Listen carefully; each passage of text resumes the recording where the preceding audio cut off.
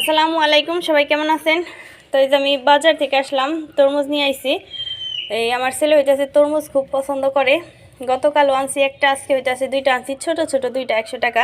তো অনেকে হইতেছে তরমুজ চিনে না, মাঝখান থেকে কাইটা আনে, ওই মানে মাঝখান থেকে কাটলে পর তরমুজের ইটা নষ্ট হয়ে যায়, সুন্দরভাবে কাটা যায় না।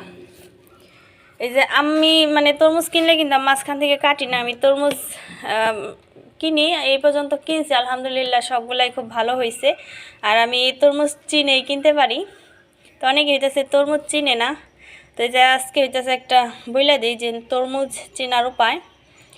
তো তরমুজ চিনবেন হইতেছে যে এই ফুলটা আছে না, ফুলটা যেটা নি সরাই না থাকে, মানে একটু সরাই না থাকে, ওইটা হইতেছে কাঁচা ধরনের।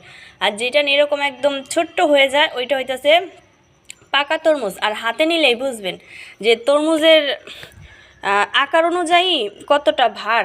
আর ওই সরাইনা যে ফুলটা থাকে ওইটাও হাতে নিবেন, একই ধরনের সাইজের নিবেন। তো ওইটাও হাতে নিয়ে দেখবেন, ওইটার তুলনায় হইতেছে এই তরমুজটা মানে ভার হইব বেশি। আর এই তরমুজের এই যে উপরে যে সাদা সবুজ অংশ একটা থাকে, এই তরমুজটা যখন পাকা থাকবো কালারটাই দেখলে বোঝা যাবে একটু চেঞ্জ হয়ে যায়, একটু সাদা সাদা হয়ে যায়, যে একটু ফাঁকা ফাঁকা হয়ে যায় এরকম।